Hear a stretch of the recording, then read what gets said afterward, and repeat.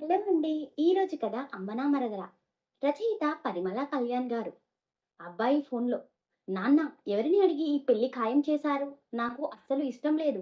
అయినా అమ్మాయిని చూడనైనా చూడకుండా ఏంటి నాన్న ఇదంతా? నాకు కూడా ఇష్టం లేదురా కన్నా. కానీ మీ నాయనమ్మ నా దగ్గర మాట తీసుకుంది. అసలే ఆవిడ ఆరోగ్యం ఇప్పుడు అంతంత మాత్రంగా ఉంది. ఇప్పుడు నువ్వు కాదు అంటే ఏమైపోతుందో ఆలోచించు. ఏమైనా అంటే ఇది ఆవిడ చివరి కోరికగా అడుగుతున్నా అంటుందిరా. నువ్వు చెప్పరా, ఏం చెయ్యమంటావు నన్ను? అదేంటి నాన్న అలా అంటారు? మీరు ఏం చెయ్యలేరా? నా లైఫ్ నాన్న ఇది. ఎవరో తెలియని అమ్మాయితో పెళ్ళంటే ఎలా? అది కాకుండా తన ఊర్లోనే ఉంటుంది అన్నారు. నేనేమో ఇక్కడే ఆస్ట్రేలియాలో సెటిల్ అవుదామని అనుకుంటున్నాను. మా ఇద్దరికి అస్సలు సెట్ అవ్వదు నాన్న. ప్లీజ్ నాన్న, నా జీవితం బలి చేయకండి. అంత పెద్ద మాటలు ఎందుకురా? ముక్కు మొహం తెలియని అమ్మాయి అంటున్నావు. నా పెళ్లి కాకముందు మీ అమ్మ కూడా నాకు తెలియని అమ్మాయేరా. ఇన్ఫాక్ట్ మీ అమ్మకి కూడా ముందు నేను ఎవరో తెలియదు. కానీ ఇప్పుడు మేము సంతోషంగా లేము అంటావా? అదంతా ఒకప్పుడు నాన్న. ఇప్పుడు జనరేషన్ వేరు. పెళ్లికి ముందే ఒకరినొకరు అర్థం చేసుకుని అప్పుడు పెళ్లి చేసుకుంటున్నారు. చూడు, ఇదంతా ఫోన్లో చెప్పేది కాదు. కానీ ఒకటి మాత్రం గుర్తుంచుకో. నువ్వు ఈ పెళ్లి చేసుకుని తీరాల్సిందే. ఇది మా అమ్మ కోరిక. నా ఆర్డర్ అంతే. వీలైనంత తొందరగా టికెట్ బుక్ చేసుకుని వస్తే పెళ్లి ఏర్పాట్లు చూసుకుంటాం. సరే నాన్న, 2 రోజుల్లో వస్తాను. ఫోన్ పెట్టేశాడు తండ్రి. ఎవరికి చెప్పాలో తన బాధ తెలియక తికమక పడుతూ ఉంటాడు వంశీ. ఇంక తప్పదు, కనీసం ఇంటికి వెళ్ళి వాళ్ళని ఎలాగైనా ఒప్పించాలని మనసులో అనుకుని ఇండియాకి ఫ్లైట్ టికెట్ బుక్ చేసుకుంటాడు. 4 రోజుల్లో ఇంటికి వస్తాడు వంశీ. పెళ్లి పనులు అప్పుడే మొదలు పెడుతూ ఉంటారు. కారులో నుంచి దిగిన కొడుకుని చూడగానే వాళ్ళ అమ్మ, బాబు వంశీ వచ్చావా, ఆగు ఆగు, గంగా ఎర్రనీళ్లు తీసుకురా. ఇప్పుడేంటమ్మా ఇదంతా? నేనేమైనా పెళ్లి కూతురునా? పెళ్లి కొడుకువి కదరా, అయినా విదేశాలు తిరిగి వచ్చావు. నువ్వు ఉండు, దిష్టి తీయని అని ఎర్రనీళ్లతో దిష్టి తీసి, ఇదిగో ఇవి అవతల పారేసిరా అని గంగకి ఇస్తుంది. అమ్మా, అయ్యిందా నీ ప్రోగ్రాం? ఇంక నేను లోపలికి రావచ్చా అంటాడు విసుగుగా. అతని మాటల విసురుకి తల్లి బాధపడుతుంది. రారా లోపలికి అంటుంది. ఇదిగో ఫ్రెష్ అయ్యిరా, టిఫిన్ చేద్దువు గాని, ఎప్పుడు తిన్నావో ఏంటో. వస్తూనే అమ్మని చాలా రోజుల తర్వాత చూసినందుకు చాలా సంతోషపడ్డాడు. కానీ ఆ సంతోషం బయటికి కనపడనివ్వలేదు.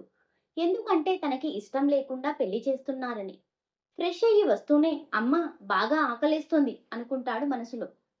వంశీ, జీడిపప్పు ఉప్మా నీకు ఇష్టమైనదని చేశాను. రారా తిందువు గాని. అబ్బా, నీ చేతి ఉప్మా టేస్టే వేరమ్మా, అక్కడ దొరకదు కదా అని మనసులో అనుకుంటాడు.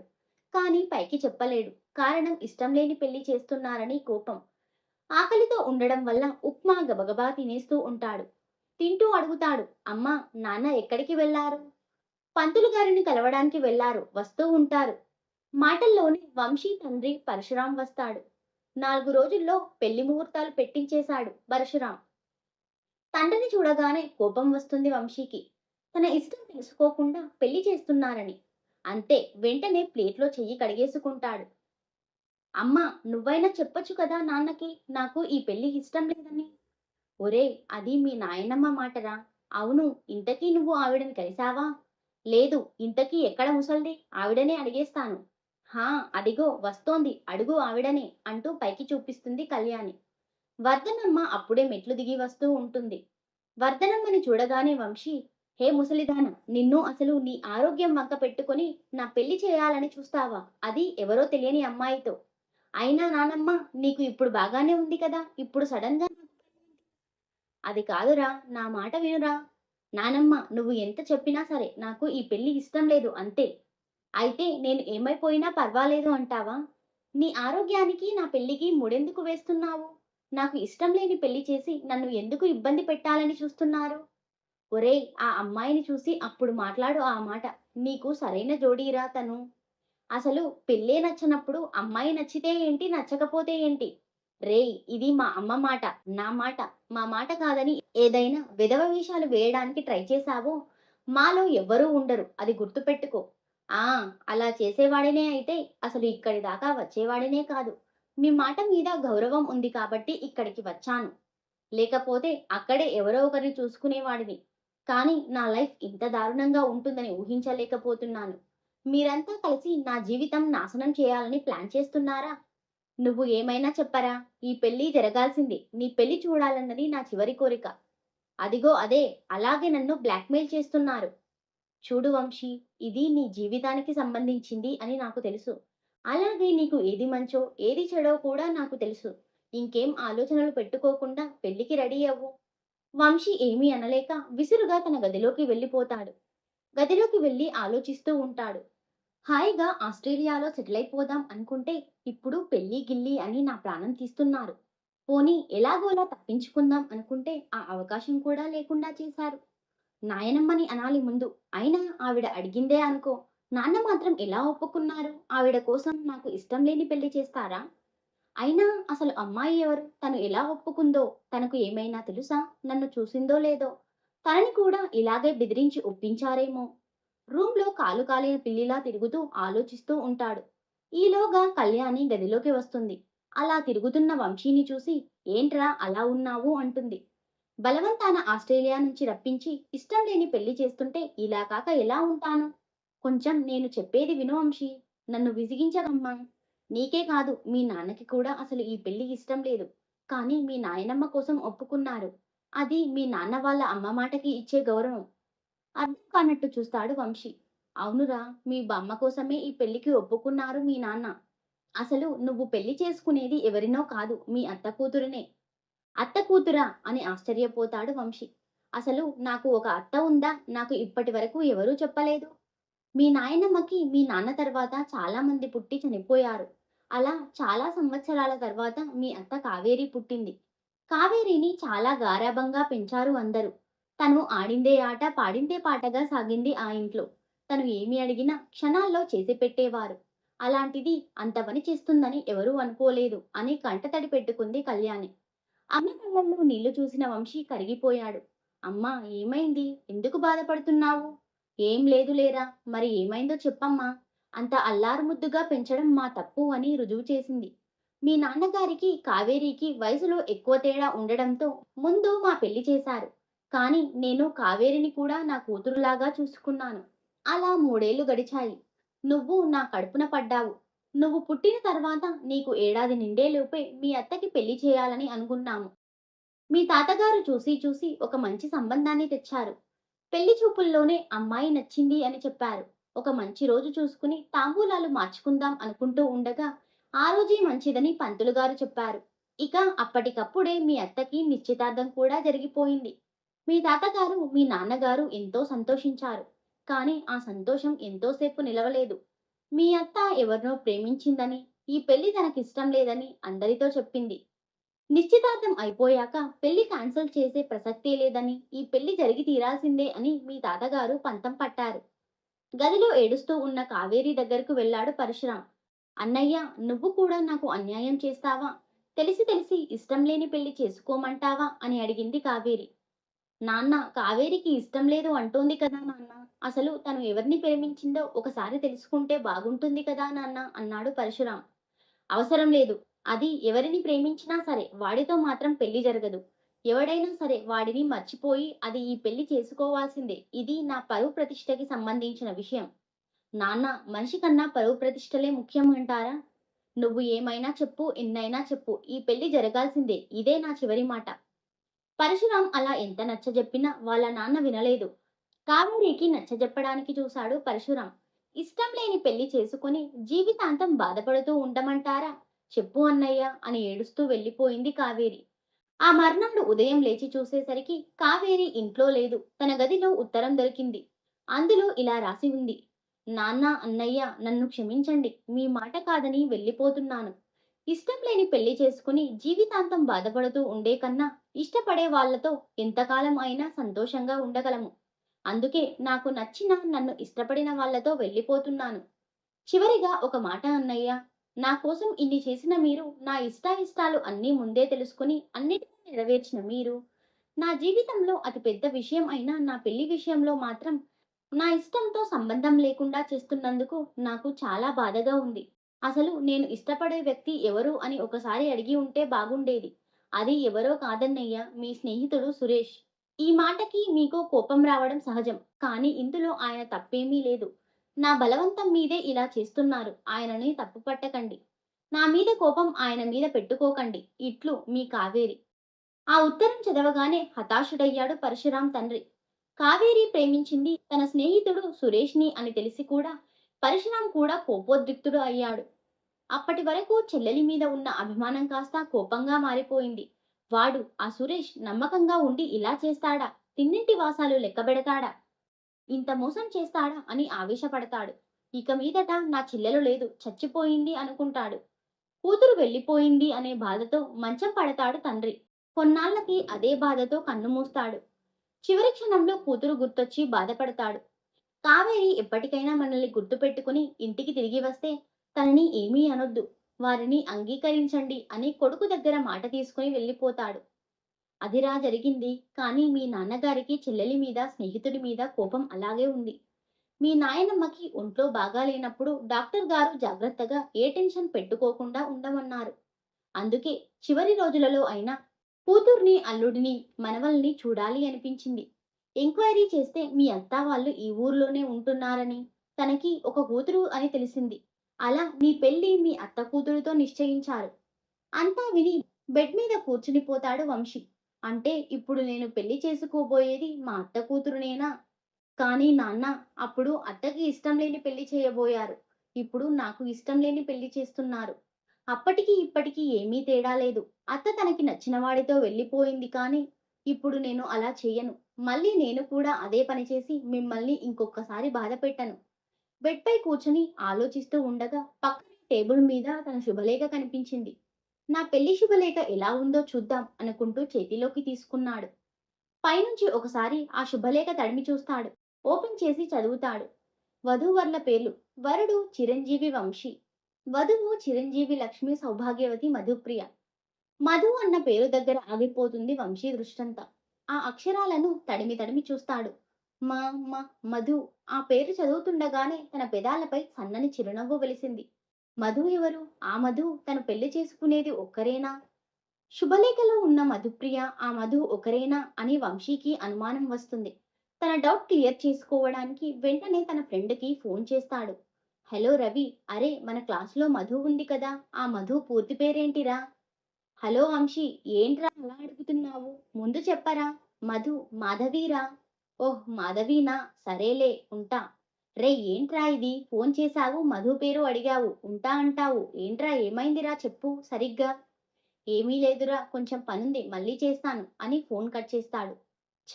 మధు పేరు చూడగానే నువ్వే గుర్తుకు వచ్చావు మధు అని ఆలోచిస్తూ గతంలోకి వెళ్ళిపోతాడు.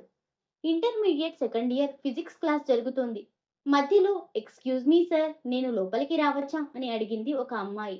ఎస్, కమ్ ఇన్ అని తన చేతిలోని లెటర్ తీసుకుని చదివారు లెక్చరర్. తను ఈ కాలేజీలో న్యూ అడ్మిషన్. తన పేరు Madhu. Madhu. Hello all. Hello Madhu. Class అందరూ ముక్తకంఠంతో అరిచారు. మధు వాళ్ళ నాన్నగారికి ఈ ఊరికి ట్రాన్స్ఫర్ అవ్వడం వల్ల మధు వాళ్ళు ఈ ఊరు వచ్చి మా కాలేజీలో చేరింది. తన అందానికి అందరూ ఆకర్షితులయ్యారు. అప్పుడే క్లాసులో గుసగుసలు మొదలయ్యాయి. అబ్బా ఏముందిరా అమ్మాయి అనుకుంటూ ఉన్నారు. చూడగానే ప్రేమించాలి అనుకునే రూపం తనది. ఆ అందం నాకే సొంతం కావాలి అని చూసేవారే అందరూ. తను అందరితోనూ మామూలుగా మాట్లాడేది. ఎవరైనా ఎక్స్ట్రాగా వాగినా వెంటనే తగిన సమాధానం చెప్పేది. నాకు కూడా తను నచ్చింది. తన అందం కన్నా తన మనసు నచ్చింది అనడం బెటర్. కానీ అది ప్రేమించే వయసు కాదు అని తెలిసి, అది ఉత్తి ఆకర్షణ మాత్రమే అని తెలిసి తనని ఒక ఫ్రెండ్‌గా చూసేవాడిని. ఇంటర్ అయిపోయింది. ఇంజినీరింగ్‌లో చేరాను. అక్కడ తను కూడా నా గ్రూప్‌లోనే చేరింది. అప్పటి నుంచి మేము మంచి ఫ్రెండ్స్ అయ్యాము. నాతో పాటు వేణు, హరి, లత, మధు, పావని, మేమంతా ఒక గ్రూప్. చదువులోనే కాకుండా ఆటపాటల్లోనూ మేము ముందు ఉండేవాళ్ళం. ఒకసారి నాకు, ఒకసారి మధుకి క్లాస్ ఫస్ట్ వస్తూ ఉండేది. మా ఇద్దరి అభిప్రాయాలు కూడా బాగా కలిసేవి. అలా మా స్నేహబంధం ఇంకా బాగా గట్టిపడింది. సీనియర్స్ ఫేర్‌వెల్ రోజు గోల్డ్ కలర్ గాగ్రా చోలీలో మెరిసిపోతూ ఉంది తను. ఆ రోజు తను నాకు ప్రపోజ్ చేసింది. మా ఇంట్లో ఒప్పుకోరు. అయినా నాకు అలాంటి ఉద్దేశమే లేదు అని నేను తనని రిజెక్ట్ చేశాను. తను చాలా బాధపడింది. కానీ 2 రోజుల్లో మళ్ళీ మామూలుగా అయిపోయింది. తనే వచ్చి సారీ చెప్పింది. ఇక నుంచి ఫ్రెండ్స్ లాగా ఉందాం అని చెప్పింది. అప్పటి నుంచి మళ్ళీ మేము ఫ్రెండ్స్ అయిపోయాము. ఈసారి మాత్రం మా ఇద్దరి మనసుల్లో కూడా ప్రేమ అనే భావనే లేదు. కానీ మా ఇద్దరిని చూసిన ప్రతి వాళ్ళు మేము లవర్స్ అనుకునేవాళ్ళు. మాకు మాత్రం నవ్వు వచ్చేది వాళ్ళని చూసి. అలా ఇంజినీరింగ్ పూర్తయిపోయింది. ఎగ్జామ్స్ అయిపోయాయి. చివరి రోజు ఫ్రెండ్స్ అందరము కూర్చొని మాట్లాడుకుంటున్నాము. ఎగ్జామ్స్ అయిపోయాయి. తర్వాత ఎవరెవరు ఏమేం చేయాలనుకుంటున్నారో చెప్పండి. మధు ఉండి, నువ్వు ఏం చేద్దామనుకుంటున్నావు వంశీ? నేను ఎంఎస్ చేయాలి. అది ఆస్ట్రేలియాలో. హరి, నేను ఎంటెక్ చేస్తాను. వేణు, మా నాన్న ఇక నువ్వు చదివింది చాలు జాబ్ చేయమని అంటున్నాడు. మరి నీ సంగతేంటి మధు? నేను ఇంకా ఏమీ డిసైడ్ చేసుకోలేదు. పావని, మా నాన్న నాకు పెళ్లి చేస్తారట. నా పెళ్లికి మీరు అందరూ తప్పకుండా రావాలి. ఓ, తప్పకుండా వస్తాం. ఆ తర్వాత ఎవరి పనిలో వాళ్ళు బిజీ అయిపోయారు. నేను కంప్యూటర్ సైన్స్‌లో మాస్టర్ చేయాలని ఆస్ట్రేలియా వచ్చాను. ఐఈఎల్టీఎస్‌లో మంచి స్కోర్ వచ్చింది. సిడ్నీ యూనివర్సిటీలో సీట్ వచ్చింది. వెంటనే వెళ్లి జాయిన్ అయిపోయాను. ఆశ్చర్యం! నాకన్నా ముందే మధు అక్కడికి వెళ్ళింది. కాలేజీలో మధుని చూసి షాక్ అయ్యాను. ఏ మధు, ఏంటి నువ్విక్కడ? ఇక్కడే జాయిన్ అయ్యాను. ఐటీలో మాస్టర్స్ చేద్దామని ఇక్కడికి వచ్చాను. తీరా చూస్తే నువ్వు ఇక్కడే జాయిన్ అయ్యావు. అసలు ఎగ్జామ్స్ ఎప్పుడు రాసావు? మాకెవరికీ చెప్పలేదు. సర్ప్రైజ్ చేద్దామని చెప్పలేదు. నిజం చెప్పు, నేను ఇక్కడ జాయిన్ అయ్యానని తెలిసే నువ్వు కూడా వచ్చావు కదూ? హేయ్! ఆ మాట నేననాలి. నేనే నీకన్నా ముందు వచ్చాను. నువ్వు గాని నన్ను ఫాలో చేస్తున్నావా ఏంటి? అంత లేదులే. నిజం చెప్పు, ఎలా వచ్చావిక్కడికి? ఓహ్ గాడ్! ఈ మట్టి బుర్రకి అర్థమయ్యేలా నువ్వే చెప్పు అని తల పట్టుకుంది మధు. అంటే? అరే బాబు! నేను కూడా ఎగ్జామ్ రాసి కష్టపడి సీట్ ఇక్కడ తెచ్చుకున్నాను. ఎవడయ్యా నీకో మార్క్స్ వేసింది? లోకజ్ఞానం అస్సలు లేనట్టుంది. హేయ్ నిన్ను! Okay okay cool. అలా మేమిద్దరం ఆస్ట్రేలియాలో ఎంఎస్ చేస్తున్నాం. ఫైనల్ సెమిస్టర్‌లో ఉండగా ఇదిగో ఇలా సడెన్‌గా పెళ్లి అని కాల్ చేసి పిలిపించారు. అమ్మ పిలుపుతో గతంలోకి ప్రస్తుతానికి వచ్చాడు. మధు మీద ఉన్నది ప్రేమో కాదో తెలియదు. కానీ మా ఇంట్లో ఒప్పుకోరు కాబట్టి నేను తనని కాదు అన్నాను. లేదంటే ఎస్ చెప్పేవాడినేమో. నేనేంటి ఇలా ఆలోచిస్తున్నాను. 2 రోజుల్లో పెళ్లి పెట్టుకొని అనుకోని పెళ్లి డేట్ చూశాడు. ఓహ్ గాడ్! ఆ రోజు ప్రాజెక్ట్ సబ్మిషన్ ఉంది కదా! వెంటనే ఫోన్ తీసి ఆస్ట్రేలియాలో ఉన్న తన ఫ్రెండ్ రవికి కాల్ చేశాడు. కంగ్రాట్స్ రా మామ. దేనికిరా? అబ్బా! అంత అమాయకంగా మాట్లాడకురా. మాకు ఎవరికీ చెప్పకుండా పెళ్లి చేసుకుందాం అనుకున్నావా? అదేం కాదురా. బలవంతంగా ఒప్పించారులే. అది సరే గాని నీకు ఎవరు చెప్పారురా ఈ విషయం? ఇంకొకటి, నా పెళ్లి రోజునే ప్రాజెక్ట్ సబ్మిషన్ ఉంది కదారా! అది మిస్ అయితే ఎలారా? అరే మామ, కూల్ రా కూల్. మీ నాన్న ఫోన్ చేసి చెప్పారు లేరా? ప్రాజెక్టు గురించి కూడా మాట్లాడారురా. నువ్వు ఆన్‌లైన్‌లో సబ్మిట్ చేస్తే చాలు. అది కూడా నీ పెళ్లి హడావిడి అంతా అయ్యాక. మిగతాది నేను చూసుకుంటారా? ప్రిన్సిపల్‌తో కూడా మాట్లాడేశాంలే. థాంక్స్ రా మామ. మీ నాన్నయ్యేలా ఇదంతా చేసింది? థాంక్స్ ఆయనకి చెప్పు. సరే ఉంటారా? అరే ఆగు మచ్చా! అంత తొందరేంది? మా సిస్టర్ గురించి చెప్పావారా? ఎలా ఉంటుంది మా చెల్లి? అసలు నేను చూస్తే కదా!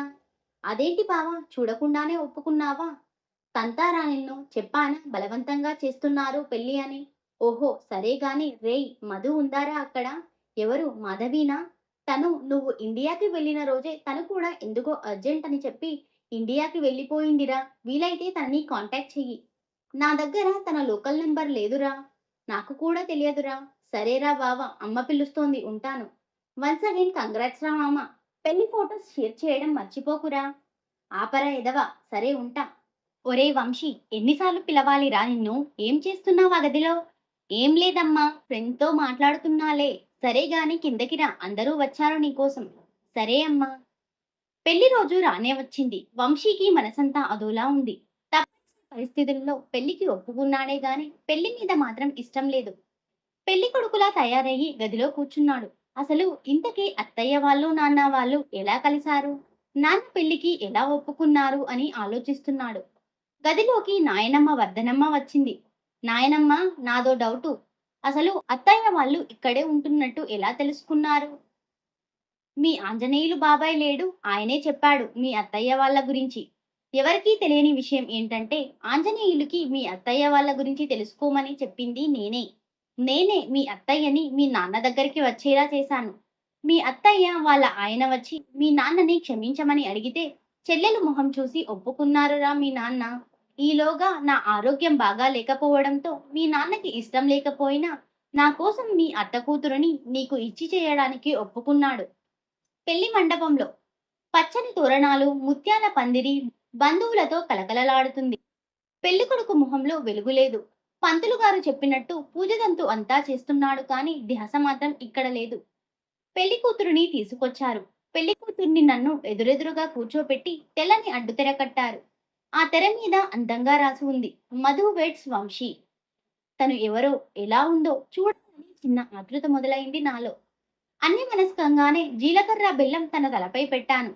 భజంత్రీలు, సన్నాయి మేళాలు శృతిగా మోగుతున్నాయి. అందరి ముఖాల్లో ఆనందం. నాన్న కూడా చెల్లిని చూసిన ఆనందంలో ఉన్నారు. ఒక్కసారిగా మా ఇద్దరి మధ్య తెర తొలగింది. అంతే, ఎదురుగా ఉన్న పెళ్లి కూతురిని చూసి షాక్ అయిపోయాను. మరు క్షణంలోనే తను నా మొహం మీద చిటిక వేసి, ఏంటి అంత షాక్ అయ్యావా అని అడిగింది. మా ఇద్దరిని పక్కపక్కన కూర్చోబెట్టారు. ఎవరూ గమనించకుండా తను నా చెవిలో చెప్పింది, ఐ లవ్ యూ బావా అని. షాక్ల మీద షాక్లు తగులుతున్నాయి నాకు. ఆ షాక్లోనే తన మెడలో 3 ముళ్ళు వేశాను. మిగతా తంతు కూడా అంతా జరిగిపోయింది. ఆ రోజంతా తనతో మాట్లాడదాం అంటే కుదరలేదు. మర్నాడు ఉదయాన్నే సత్యనారాయణ వ్రతం చేయించారు మాతో. తనని అలా చూస్తూ ఉండిపోయాను నేను. ఇంట్లో వాళ్ళు, పంతులు గారు ఏం చెప్తే అదే చేస్తున్నాను గాని నాకు నేనుగా ఏమీ ఆలోచించడం లేదు. నా ఆలోచనలన్నీ తన చుట్టూనే తిరుగుతున్నాయి. అబ్బా! సరిగ్గా చూడలేదు గాని చీరలో ఎంత అందంగా ఉంది. అప్సరసలా ఉంది. నా కోసమే పుట్టినట్టు అనిపిస్తుంది. తను ఇప్పుడు నా భార్య. తన మెడలో నేను కట్టిన తాళి. తను నాకు సొంతం అని తెలియజేస్తుంది. ఎప్పుడెప్పుడు తనతో మాట్లాడదామా అని చూస్తున్నా. వ్రతం, భోజనాలు ముగిశాక మా ఇద్దరిని వేర్వేరు గదుల్లోకి పంపించారు.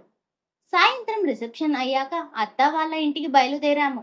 అక్కడి నుంచి 4-5 గంటల ప్రయాణం. తెల్లవారేసరికి అత్త వాళ్ళ ఇంటికి చేరుకున్నాము. దారిలో అయినా మేమిద్దరం మాట్లాడుకోవడానికి లేకుండా మాతో పాటు బామ్మ కూడా ఉంది. తను ఎటో చూస్తూ ఏదో ఆలోచిస్తూ ఉంది. నా మనసులో మాత్రం ప్రశ్నలు ఎన్నో. తనని అడగాలి. ఉదయాన్నే వాళ్ళ ఇంటికి చేరుకున్నాం. వాళ్ళ ఇంట్లో అడుగు పెడుతూనే పేర్లు చెప్పమని అడిగారు. నేను తను వచ్చానని చెప్పేసి గబగబా వాళ్ళ సమాధానం కోసం చూడకుండా లోపలికి వచ్చేశాను నేను. ఆ రోజంతా నేను తనతో మాట్లాడడానికి ట్రై చేస్తూ ఉన్నా బంధువులు, స్నేహితులు చుట్టూ ఉండడం వల్ల కుదరలేదు. ఆ రాత్రికి మాకు మొదటి రాత్రి అని మమ్మల్ని ఇద్దరినీ కలవకుండా చేశారు. ఛ! ఏంటిది ఇలా? ఎప్పటికి మాట్లాడాలి తనతో? తనతో మాట్లాడడానికి నేను కూడా ఆ రాత్రికే ముహూర్తం పెట్టుకున్నాను. నేను ఎదురు చూస్తున్న రాత్రి రానే వచ్చింది. ముందుగానే నన్ను డెకరేట్ చేసిన గదిలోకి పంపించారు. బెడ్ మీద గులాబీలతో హార్ట్ షేప్ వేసి ఉంది. బెడ్ చుట్టూ రకరకాల పూలతో పందిరి వేశారు. బెడ్ పక్కనే టేబుల్‌పై రకరకాల పండ్లు, స్వీట్లు, అగరవత్తుల వాసనలు, సెంట్ పరిమళాలు గదంతా నిండిపోయాయి. బెడ్ మీద కూర్చుని ఎదురు చూస్తున్నా తన కోసం. పాల గ్లాస్‌తో తను రానే వచ్చింది. ఎర్రని అంచుగల తెల్ల చీరతో, చేతిలో పాల గ్లాసు, మెడలో దగదగా మెరిసే హారాలు. నడుము కింద దాకా వేలాడుతున్న ఒత్తైన జుట్టు, దానికి సొంపుగా చుట్టిన మల్లెపూలు. పాలరాతి శిల్పంలా ఉంది. తనని తదేకంగా చూస్తూ ఉండిపోయాను. తనే వచ్చి కూర్చుంది బెడ్ పైన. ఏంటి బావా, నచ్చానా నీకు అని అడిగింది. ఏం అడగాలి, ఎలా అడగాలి అని ఆలోచిస్తున్నాను నేను. ఏంటి బావా, ఏదో టెన్షన్‌లో ఉన్నట్టున్నావు? మధు, అసలు నువ్వేంటిలా? నువ్వు నువ్వు నా మరదలా? మరదలివా? అదేం భాష బావా అలా మాట్లాడుతున్నావు? అవును బావా, నేనే నీ మరదల్ని. షాకయ్యావు కదూ! అవ్వరా మరి, నీకు ముందే తెలుసా నేను నీ బావని అని? తెలిసే ఈ పెళ్ళికి ఒప్పుకున్నావా? బావా, నీతో ఒక విషయం చెప్పాలి. ఏంటి? నిన్ను ఎప్పుడో చూశాను బావా. మనం ఫస్ట్ కలిసినప్పుడే నిన్ను చూడగానే ఎవరో బాగా కావలసిన వాడిలా అనిపించావు.